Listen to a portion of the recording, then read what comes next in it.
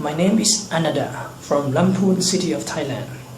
My parents were well off financially and they sent me to university in England. One of the subjects I took at Oxford was comparative religions. My upbringing was largely on secular grounds, so despite belonging to a non-church-going family, I developed a keen interest in the curious faiths of people. My teacher used to often emphasize upon the great service religion has done to humanity and its potential to do good even today.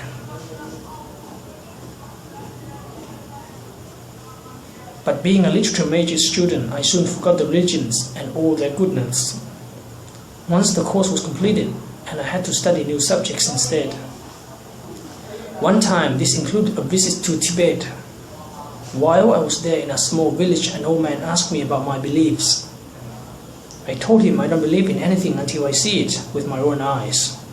He smiled and said that I will see, because everybody sees when their time comes. I forgot about it and went on with my trip. I remember it was a fine Sunday starry night when we were trekking from the mountains back to the plains. I had to camp out that night and found a place next to the road sheltered by a steep hill. At 2 a.m. in the morning, there was a landslide. It happened so fast that I had no time to wake up and scramble out of the way. There was this great rumble, and before I knew anything, I got buried inside it. Everything went unconscious. I thought I died. Maybe I did. I think I did because I wasn't breathing. I was buried inside many tons of sand and gravel. While this blackout, I saw a man, tall, dark, and with a kind smile. He picked me up and asked me, "How are you feeling?"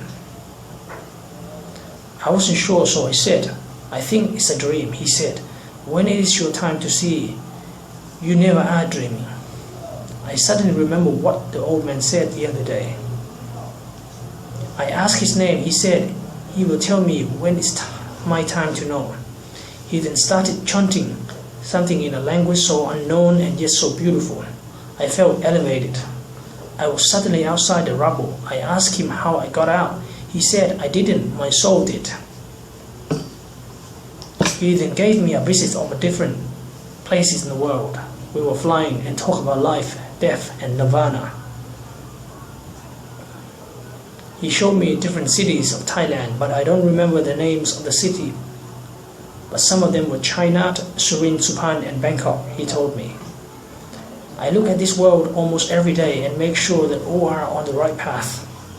Death is what decides your fate of either entering in hell or in heaven, and it depends on your deeds done in this world. I asked, "How can I know that I am on the right path?" He said, "If you do good deeds and worship properly, you will go to heaven, and if you do bad deeds and don't worship properly, you will go to hell."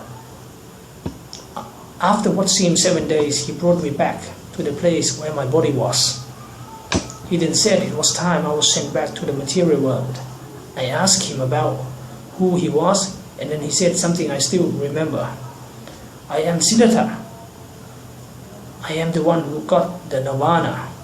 I am my dear fellow, your Lord Buddha. When he vanished, so did my consciousness of the afterworld." When I woke up, I was in a hospital, ecstatic and a believer of Buddha. I was told by the doctors that a person left me in hospital in critical condition, and now I'm out of danger, and to them it was a miracle. I never found out who rescued me or how they got me out from under the landslide. I then became a strong believer and began to worship a lot. And as a result, I sometimes see Buddha in my dreams, and he keeps telling me to worship and do good deeds. Now, I also give religious teachings to others too.